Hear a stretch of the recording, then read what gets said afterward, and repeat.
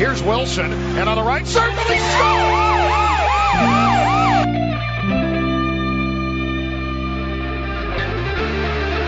Rebound loose, wild scramble in front, score! Ovechkin with a buzzer beater! It'll count! And a hat trick tonight, number 21, Evan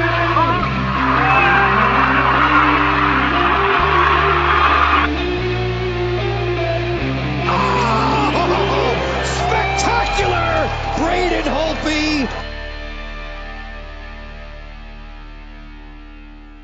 Hello, welcome once again to the Power Play Point podcast. This is the Blue Liner on Point, and we're back for another week talking Caps hockey. And with me from her family humble abode obligations, correct, back again is my good friend Anna Knox. Hello, everybody. So if you missed her, she's back like I promised. Yes, I was getting so many concerned messages that I wasn't going to be returning the air. I was like, oh my gosh, I have to come back now. Yes, it's all good. I did miss you guys, though. Yeah, and I made up a thing where she had this horrible disease. No, that was just me being facetious. She needed some time off, and like a good slave master, I gave her some time off. Yes, thank you for that, by the way. And she put it to good use, apparently. And, yes, I did. So much so that her husband, Ian, cannot pry the smile off his face with a crowbar. And we'll leave it at that. Can I say him? Can I say? Good. We'll leave it at that. So what else did you do over the holiday? Gosh, I feel like I haven't talked to you guys forever. So yeah. Let's see. We well, I will say I'm patting myself on the back because I was determined to say, yes, I record a hockey podcast, and yes, I'm a huge Caps fan, and I now know how to ice skate.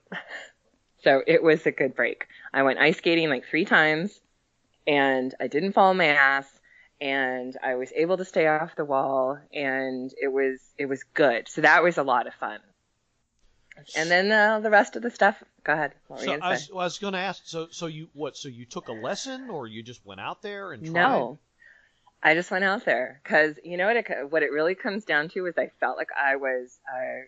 It was almost like a complete double standard. Like I'm always telling my kids and my students, like, listen, you're not going to give up. We're not a house or a classroom of kids that just toss in the towel when things get hard. Try. Do your best. If you don't succeed, it's okay, but at least put effort into it. And here, you know, my kids are out there and they're falling and they're like, it's okay. I'm going to do it. I'm like, you know what? Give me some of those skates. Let's just, who cares? So if I fall, I fall, you know, and if I hurt something because I'm old, well, it'll take a while to recover, but I will get over it.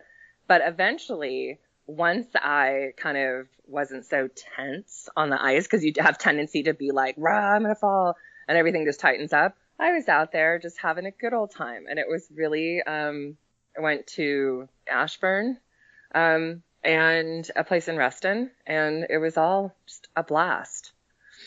So I was proud of myself. So yes, I went ice skating. I watched a ton of sports, football, hockey. There's some golf stuff on. And then just had really amazing family time. Nice. It all sounds nice. Yeah. I especially love that mermaid out of frozen water story that right? Makes for good listening. So yeah, with me it was, well, everybody knows what I've been up to. We did the show with Chris Levesque last week. Hope yes. everybody enjoyed that. Like we said. I'm sure. gonna interrupt you for just a sec because I'm gonna forget and I don't, you know, I know, you know, you get to know people via social media and whatever, and I have to say, like, I just thoroughly enjoyed listening to him. I think I love how passionate he is about the Capitals, and he is a true fan, which I love. He's not, a bandwagon fan who's talking crap and then, huge fan. He's, it's been there for a while. But also, can I just say, like, even though it's not hockey related, I so admire him going back to school. I think, like, his story of, when he served, thank you, Christian, for that, and him going back and getting his degree was such a cool part of the podcast. So it was really cool. Well, that's why I've been trying to get him on, because I think his is a story that is worth telling, and like he said, it comes down to, you gotta look out for others, but it does come down to the fact that you do have to take care of yourself and go after your ambitions and dreams and goals. And that's why I wanted him on, so he could tell his story and present that and be an example of not only was good. Yeah, a good Caps fan, but a good person too. And I agree. That's what we try to present I felt here. And I felt like that came across, and I was bummed that we couldn't do, I'll say a 3-way, and don't take it the wrong way. And you got to give me I'm sorry. I had to. I had to do it. A 3-way call. We're not drunk, by the way. We're all sober here. Okay, that we got out of one our of us is. system. We got that out of our system at least for a while. So don't right. Before you start thinking. I mean, the only thing I'm drinking right now is a bottle of water. So boring. No, a 3-way call. Get your mind out of the gutter. And I hope at some point we can figure out how to do that, because I did. Like, I was sorry to not be able to record, but super happy that he was the replacement and guest or whatever for the week, because it was really just a cool story all across. So done. We are definitely going to have him on again in the coming weeks. Not sure in what capacity, but he's definitely coming on. In a 3-way capacity, right? Because he will be on with the both of us. And yeah, we'll be talking more Caps hockey then. But yeah, it was an absolute joy to have him on. So yeah, really glad he could fill in. And as you heard, he's got an appreciation for the not just how the Caps team is now, but the history of the team as well. So that'll be great. We really bonded over that, and that was a joy to listen to as well. Okay, so before we get into the main segment, which because of this weird schedule, I think they were on a bye week actually, but they only had like one game in the last week and a half, 1 or 2 games in the last 2 weeks. So we really only have 1 or 2 games to talk about. Before we really get into that, just a couple quick administrative things. Yes, I know, boring, but nerd about the podcast itself. Okay. And of course, at the end we're going to remind you, please donate. Okay, that goes without saying. But I have a bit of an announcement. Well, 2 small ones. Do you have a drum roll? 2 small. No, we're not going to do that. 2 small ones, actually. First being that I took some time and applied to the Stitcher radio podcast distributor. And I didn't think there was a snowball's chance in hell that we'd be accepted, because when you apply to them, they make you put down what's your average listener download. And, well, as we all know, we're not even treading water as far as that goes. But okay. So I put that down. It's like, okay, well, do with it what you will. And a couple days later, I got an email from them. Oh, you're accepted. Welcome to the family. And so, shut up. No, yeah. So the Power Play Point podcast is now on Stitcher Podcasts, so you can now download from that distributor if that is something that you do. So I'm hoping that will widen everything out as far as the listener base. And so in addition to Apple Podcasts and the Podbean page, we can now count Stitcher as one of our helpful distributors. So, well, that is really cool. And you, how long have you known about this? You were just waiting to tell me on air. Yeah, this was actually a couple days ago that I found out. That's really awesome. So do they just hear who we, well, we'll talk about that later. No one needs to know about that. Stitcher apparently is good, so I hear, is a big thing with Android, people with Android devices. Oh, okay. But they have an app version for iPhones too. Oh, fabulous. But yeah, so I'm hoping we kind of, widen the fan base that way. We're able to, reach more people. So fingers crossed and all that. And the other small announcement is that I also reached out to the folks at Podbean, and they're going to start doing what they can to display the logo, make everything a little more prominent on their page.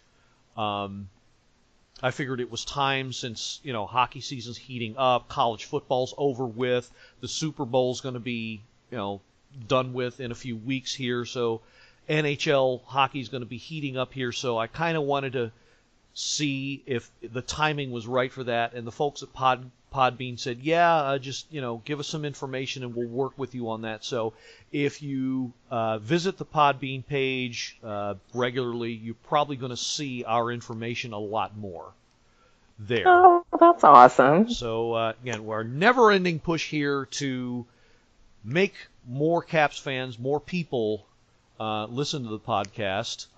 Some might not see that as a good thing, but we'll we're going to keep trying. That's the spirit. I'm joking, of course. I know. A little self-depreciation never hurt anything. Mm-hmm. But I just wanted to get those two announcements out of the way before we get started here, just to let everybody know we're constantly trying to make things better, make things bigger and better for anybody that's a fan of the show, and of course we appreciate you all. So, okay, let's get right into it. So, checking out the schedule for the past few days. Well, I feel like when you were talking to Christian, there was a game. Gosh, okay, now I can't remember, but there was 5 days off, and then they played the Blues. Right. They played the Blues. I figured that was. Yeah, what we were talking Chris about. And I was making it sound like, for some reason, I thought it was on Saturday. It was actually on Sunday. Right, at 3. At 3. And, I happen to be, I'm always working Sundays, which I'm probably going to go to hell for. But, yeah. Probably. I was unfortunately... What would Jesus do? Yeah, well, not a sermon, just a thought. So the game was on Sunday afternoon at 3, and I didn't get to see a minute of it because I was chained to my desk. But I hear it was pretty good. And Anna, you watched it the whole way through, and you definitely have some observations. So. I did watch it. I was super obnoxious mom, wife, fan, you name it. Like, we went and had lunch out at this great new restaurant out here in Centerville, and I was like, good. And then my husband wanted to go shopping, and I was like, yeah, the puck drops at 3. He's like, all right. And then we were out, and we didn't leave the store till like close to 3, and I was feeling myself getting kind of bitchy because it was like 5 days off. But I made it home, and I saw the game, and I think pretty much everyone's thought going into the game, and mine was too, was the Caps are not the team that does well after a long period off. We've seen this, their little winter break time that's, coming up, where they all go to the Bahamas for a couple of days or something amazing. They come back and it's like, what the hell? So they looked sluggish, I'll say. The first 2 periods, I mean, it wasn't awful, but I will definitely say that they look like they had some time off, which I'm all for. You know, they're all with their families and whatnot, but it was not a good first two periods. And then when they tied it up and it was like 2-2, coming into that third period, something changed, and all of a sudden it's like, there they are. Like those are the boys I want to see on ice, and everything was just clicking, and it looked good. But I don't know, that first 40 minutes or so was not fun. And from a Caps point of view, and I have a coworker who is at the game, and she said, "Oh, I got it. You know, I'm here," and I think she's got like amazing tickets, like, you know, right there, in the hundreds and stuff. And she wrote back, and I think they were going into the third period, and she said, "Well, the first 8 minutes were great." But yeah, that's because I think it was like the 8 minutes in, and Connolly scored, which was great, which was really, really great to see him score. And it was a good goal, and it was, you know, it was good to see. But I'll tell you, like, it wasn't exciting until, of course, you know, we tied it up and then had to go into overtime. But God, crazy. So I'm sorry you missed it. Yeah, I'm sorry I missed it too, because by all accounts, except for the bad start and the falling behind and, you know, waiting 2 periods to come alive, the last 20 plus minutes of it seemed pretty good, and then yes. So Backstrom wins it in overtime on a wrist shot, assisted by Oshie with time nearly expiring. There was maybe a shift's worth left in the game when he scored. So yeah, it was pretty phenomenal to watch, because it you know, and this is one of these things where it's like I said to you before we started recording that I'm frustrated for TJ Oshie, because he's so respected and so admired and an absolutely amazing hockey player. And but I'm not seeing, you know, I want to see him score more. I want to see more thing. And I don't know, but when he did this I mean, it was awesome. And then you've got Backstrom, he's got 2 Blues like right on him, and he still manages to take the puck down the ice and shoot this phenomenal goal. And it was, I mean, I wish I was at the Capital One Center to see that with the rest of the fans, because all the boys came around and they, you know, just were so excited for him, and it was a great end. But leading up to that, it was very frustrating. A lot of missed passes, a lot of not a lot of penalties, which was good. But yeah, I walked away feeling frustrated for 2 players. Oshie, even though, yes, you know, the assist there, but I want to see something more from him. I don't know what it is, though. And then my boy, Jakob Brana, number 13. He is so insanely fast and so good, but he's just not scoring. And I need to see, I want to see more from those 2 players. So that was kind of like the 2 that I had to put, like, you know, frustrated for, not annoyed with, just frustrated for those 2 players. And then I will say, one person that you and I hardly ever talk about, but I know we have an insane amount of respect for, Jay Beagle. Yes. He doesn't. Yeah, he's one of those. He's always the unsung hero that doesn't exactly light up the scoreboard, but you are always, the thing that's said is you're always going to get an honest effort out of him, and he gets it done on the fourth line and on the penalty kill, and he had another one of his games where, I mean, that's all he did. He didn't exactly hit the score sheet. I don't think. I'm reviewing the information. No, he didn't register a point. In fact, He hasn't in yeah, go ahead. Well, let me see here. He got this thing is bouncing around. Okay, Jay Beagle. He got let's see, one hit officially, and but his telling stat, as is most of the time with him, 64% win percentage. Yeah. In the face-off dot. So getting it done there for sure. Absolutely. Well, there's just something that I feel like, when we're talking about the cat, well, and we all know, I certainly have players that I mention more than others, Tommy. But I will say that there is just something that I don't want to use the word consistent because I don't know if that sounds, I don't know what the word is, but that's one of the things. There's something about Jay Beagle that's sorry. True. No, you're right, and maybe that's what it is. And I just think that, God, like his smile and his persona, and like he just truly loves this game, and he's not some shit talker, and he's not, he doesn't play dirty. I feel like he's really gives it 100%, if not more, all the time. And I think Trotz recently, brought up that, is like Jay Beagle's it. Like, he's one of those guys. He's probably like the perfect guy that you want to coach because he's not going to talk back. He's going to show up on time. There's not going to be drama, in the media or whatever. So I just felt like we had to give a little time, a little shout out to number 83. Because it was, I was watching him on Sunday and I thought, I just really love that guy.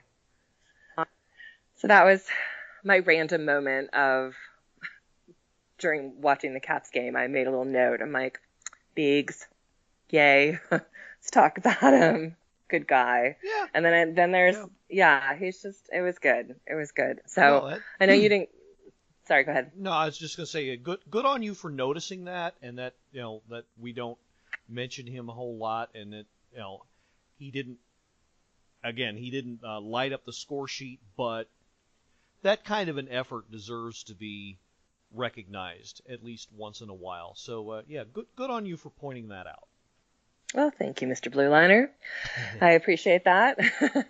But I'll say, so walking away from the game,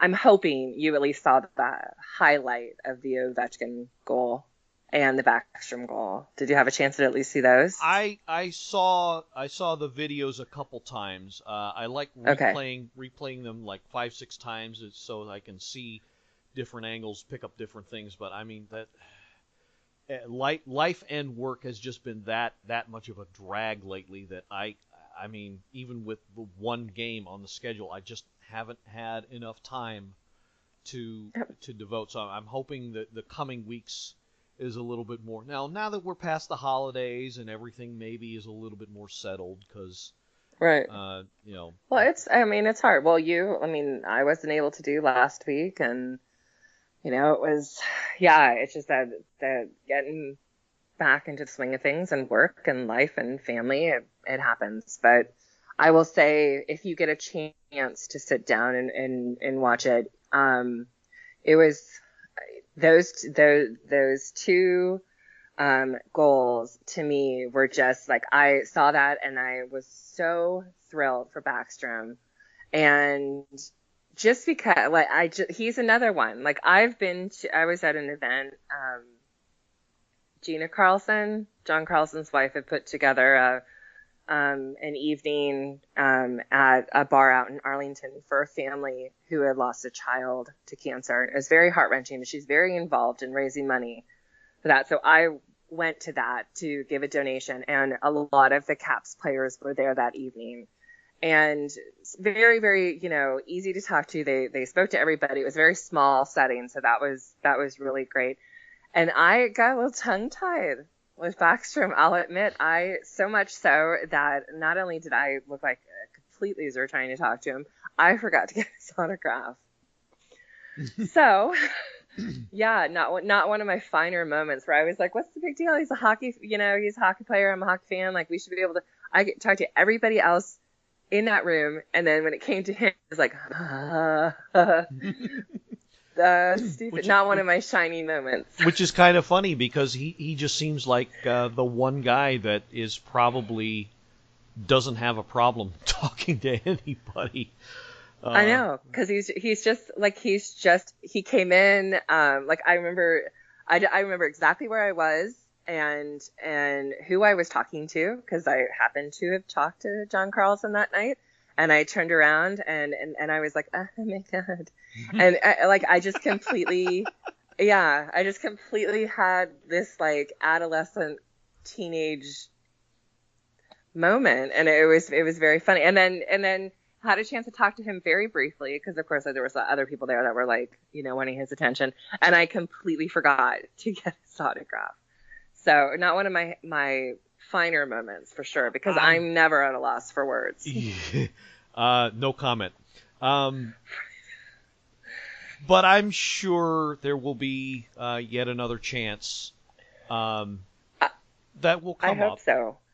But the reason why I brought this up was because when I told you beforehand, I had time between classes today. Mm-hmm. And so it was because we had delay and snow days, and it's just been crazy. So you've been busy, and I've been trying to catch up with my students. And I finally closed my office door, and I was reading stuff. And I want to say it's from the Washington Post, but I wasn't really paying that much attention. And there was this really great article on Backstrom, and they call him the silent assassin. And I thought that was such a cool thing. And the whole article was just strictly about how much respect the players, the Capital players, have for him. And it interviewed Matt Niskanen and Tom Wilson and a couple others, and everybody just had nothing but like praise for him. And I think it was like Niskanen that was like, he puts the team before himself. Tom Wilson's like blown away with the fact that he almost, when he's on the ice, is blown away with the fact that Backstrom is out there and he can almost see plays before they happen. Like, he knows exactly where he's supposed to be and does what he's supposed to do. Quite humbled when, he scores. Everyone's, just really good vibes in the locker room with him. And so it was a very cool article to read. And then especially, after the game winning goal. So that was good. I liked seeing that. And then the other two, well, they're reading through, and there's like Tom Wilson. I'm like, what? Stop. Let's read this article. And I will tie that one in with, what was it? So was it a week now? Yeah, it was last week when Christian filled in, and I had originally gone in because I was ready to have a moment on air about the harshness that people were saying about Top Line Tom. Do you remember this? That I told you that was a meme, and some people were saying that putting it in a good light, and others not so much. Right, and it was like he had whatever the last game, and I'm totally drawing a blank. Whatever the game was before the Blues. Well, to preface this, he's been actually off the top line. He was replaced by Devontae Smith. Oshie. No. No. Devontae Smith-Pelly. No. At least for a while. No. Maybe not this last game, but for a few games before that, Devontae Smith-Pelly was on the top line. Trotz has been juggling the lines a lot lately. Yeah. Because now that I'm thinking about when Oshie's actually on the third line now, with Lars Eller. For tonight. For tonight. Because last night he wasn't. No, because last night he was top line with Ovechkin and Backstrom. Maybe or not last night. I'm sorry, on Sunday. On Sunday, yeah, maybe on the power play. And maybe for overtime, but not but not for his regular shift. Because I glanced at an article that said Trotz is liking the chemistry that Oshie and Eller have. And that kind of surprised me a little bit, that Oshie is getting... So that might be the piece to the puzzle that you're looking for, because he's not getting first or second line minutes anymore. He's getting third line minutes, which is going to, as most observers will figure out, it's a bit of a different situation. He's not going to hit the score sheet unless there's extensive power plays and stuff like the 3-on-3 overtime. But his main minutes are going to be on the third line, which is more of a the grinding factor and wearing down the opposition. I don't know how I missed this. Well, I mean, I don't know. Yeah, it was just, I think it was just either last night or today, yesterday or today is when I saw this. So it's fairly recent. Okay. But, because he was, Sunday for the Blues, like he was top line. Tommy was, he moved down to second, but they're keeping him. My whole point to bringing this up was that I have felt, and I will continue to root for this, that he is a top 6 player, Tom Wilson. And so when he didn't perform as well, maybe in 1 or 2 games in the last couple of weeks, people were ready to drop him immediately, and were like, oh, typical this and that. And that's what got me all fired up with whomever was, here we have Caps fans, and they're like, oh, top line Tom, doesn't deserve to be there and this and that. Yes, he does.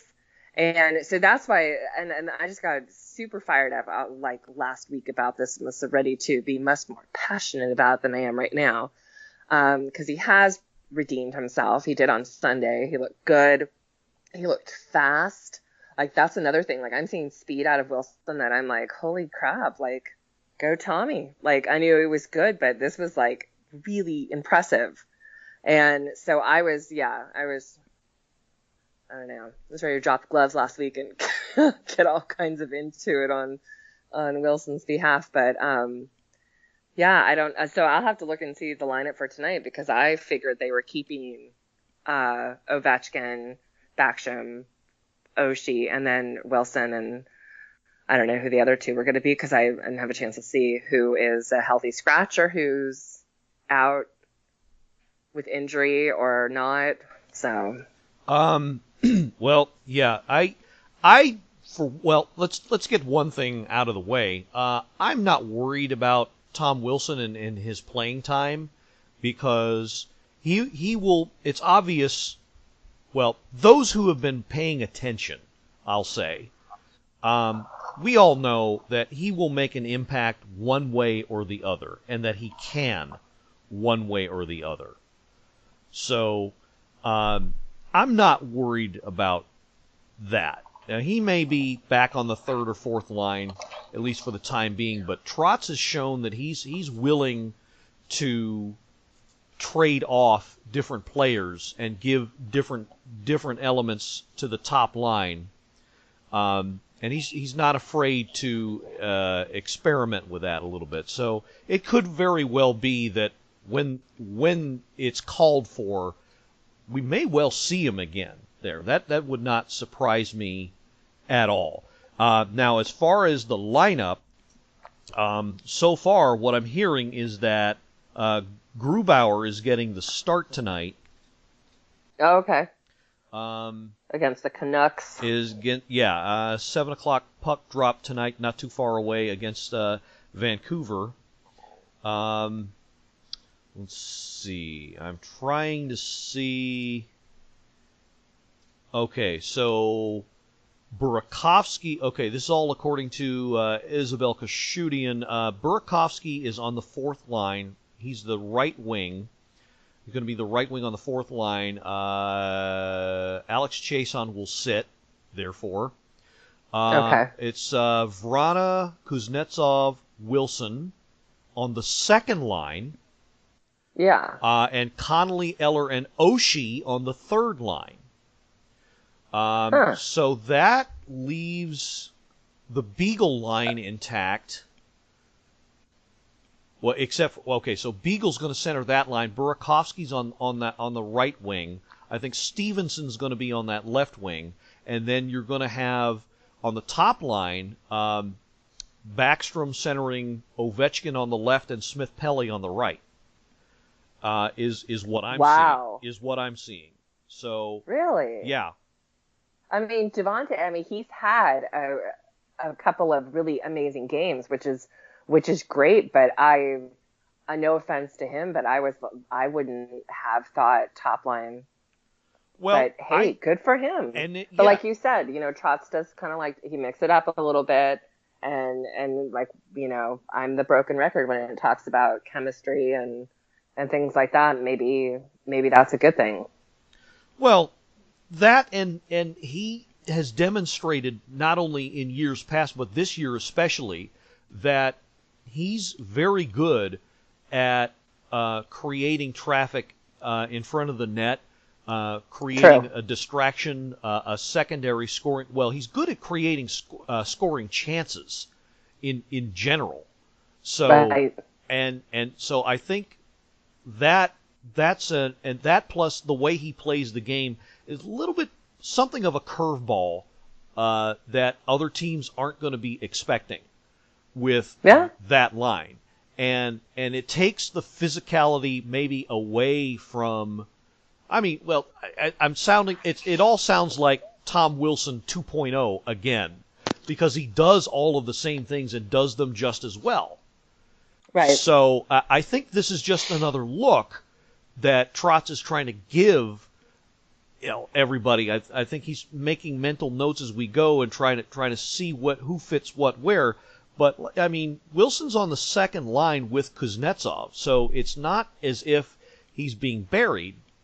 But this is all a very interesting shift. I think this is his way of trying to keep everybody kind of gelled, kind of the juices flowing, as it were. I'm looking for the right adjective, but like you said, no, I agree with you, because I feel like I don't know if like I love Oshie on the top line. I mean, I just do. I love him as a player and everything, but I don't know if because like it's not that he hasn't done well the last two games, but it's just I was really hoping after the concussion and whatnot that he would just come back and explode and just be how he's always been and whatnot. And I haven't seen that yet, but he could be a good mentor and get that third line going. And it's just like you said, change it up a little bit. So good. I'm looking forward to the game tonight. I think it'll be good. Could be their 10th home win. Could very well be. And they're very dominant at home. Speaking of the schedule, let's see here. Looks like they can't pick a mode of transportation. Car, STL, van, car. Really strange. And then another long. And then another long layoff of 5 days starting this Saturday, and then it's Devils and Montreal in a back-to-back road home. And then I think the week after is the All-Star break. Mm-hmm. It's either that week or the week after. But a lot of sporadic games. As if something else were meant to be going on around that time. I don't know. Isn't that crazy? What could that have been? I don't know. What could possibly be kicking off in February? I don't know. Yeah, I'm not sure. That thing that has that flame and those rings, those 5 rings. Yeah, I don't know. I mean, that sounds familiar to me. Something like every that. couple. Yeah. Oh, whatever. We'll figure it out next time. Yeah, and they hand out medals to young medals. people. Yeah. Right. Yeah, weren't for those meddling kids. No. God. All right, I haven't said no all episode, and I went over your car Carolina joke just now with a huge sigh. But maybe my New Year's resolution is to decrease the nose, but I don't think I can do it. I'll try. Anywho, Well, so we're good. Yeah, we're good. There's nothing that says you're not allowed to be annoyed. All right, good. Okay. All right. So yeah, that's I think that's because of the not as many games to talk about. That's really what we have to focus on is the search for getting that extra oomph out of each line, and that's what Trotz is obviously looking to do with these with this mini shakeup that he's doing, and I'm kind of glad because Chris and I touched on this last week. There's a danger, and overall they're playing fairly well, but there's a danger in peaking too early. And of course, this might be something of a kind of a preemptive strike against that, not to allow anybody get too complacent, and not allow anybody to think, okay, well you're comfortable on this line, okay, you're going to stay there. No, we're going to try you out here. We're going to try you out in this situation, and I think that's a good way to keep things kind of fresh and new, so that I agree, and I also think from a coach's point of view, at some point you have to look at it and say, have you earned this? Have you truly in practice and during the games given it 110% that I'm going to put, not that there's nothing wrong with a healthy scratch and that kind of stuff, but you're moving the line around. It's like, hey, welcome to the sport, and you got to give it your all the time, and we're going to mix it up because, like you said, nothing's permanent, and don't get too comfortable. So I think it'll be good, and I'm hoping to see a good game tonight, and I'd like to see another win for Grubauer. Yeah, and it's time. I think it's definitely possible, and I think they need to come at this, not look over Vancouver, who they're having an okay season, but that haven't been certainly not one of the top teams. So it can't be another situation where they look past them. Right. So hopefully they come at it with the right attitude, and like I said, get out the win for Gru. So I think we're going to wrap it up here. We're going to stop things here. I think we've gone over what the main issue is with this team, is that they gotta do better off of the long layoffs, because they're going to have several over the course of the next week here, next few weeks according to the schedule, and that the line combinations are a little bit different than they were. So I think that's the coaching staff's answer to that. So I think this is a good place to take care of things, be done with it for another week, and we'll go over the next week's schedule. Anna, do you have any final thoughts? I don't. But I am okay. Yes, I do. I have one final thought, that you managed to get through this entire podcast without an impression, and I am applauding you from Centerville. It was good. It was good. Because that message I sent you yesterday, that was hilarious. And when I watched it, I was like, oh my God, this is totally Gil. And what did I send? That Facebook Messenger thing with the guy with all the terrible impressions when he's ordering things at a restaurant. That wasn't impressions. That was a guy who was ridiculous about overpronouncing things in a foreign language. That was not an impression. Sure. What do you think an impression is? Hey, he wasn't doing it in anybody else's voice. An impression is okay. When you sound like somebody else, somebody you know. That's an impression. Okay. Yeah, I guess so. But I took it like, he had an impression of what he thinks people in France sound like and people in Italy. That's how I took it. And then I sent it to you because the only person that popped into my head was you. And then, like I told you, at times my husband does, and I'm like, God, stop. And yeah, so it's all right. Yeah, so we're going to wrap it up, and that was my closing thoughts. Okay. Now you're going to. How would you like to be Alex Chason right now?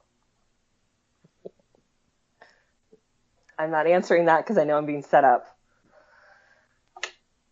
No. All right, I'll be good. I'll be good. Just this once. Okay. Just this once. Mm-hmm. Go ahead. I know you want to. Just go ahead. Just say what you have to say, and shut the podcast down. Go ahead. Say it in your French accent or whatever you have to say, and I won't say anything. But my ass, it's going to get cold on the bench. I need to start playing. I need to play. Let me in, coach. My ass is getting cold on the bench. Okay. No. You okay now? Is All right. that gonna give you another bout of whatever you had, so that you had to skip last week? Probably. Probably. Okay. No, okay. it's fine. We're all right. We're spinning out of control here rapidly. Not to mention going over time because we're getting close to puck drop for tonight's game. So all right, let's go. Okay. Yep. So just a quick reminder: every Monday night, 7 p.m., listen to Sports on the Hill podcast on Facebook Live. Carol Porter III and Robbie Gross hosting. Good show there. And thanks again to Chris Levesque last week for filling in. And last thing, donate. Please go to the Podbean site, blueliner77.podbean.com. Go there. There's a PayPal link. Please donate. We still need funds, paying for lots of good stuff like storage space and equipment that we still need. So keep them coming, and we will definitely appreciate you, and probably going to give a shout out to you if you do, especially. Probably no, we definitely will. Definitely will. No, you're right, and we should. So, okay. So with that, for Anna Knox, this is the Blue Liner on Point signing off. Thank you to all of our fans in the District of Columbia, Commonwealth of Virginia, and the state of Maryland, and all around the world. Thanks once again for listening, and let's go Caps. Go Caps. This has been another episode of the Power Play Point Podcast. All episodes are available from Apple Podcasts, the Podbean app, blueliner77.podbean.com, and now available from Stitcher. Music by Joe McAllister, voiceover by Geoffrey Conkle.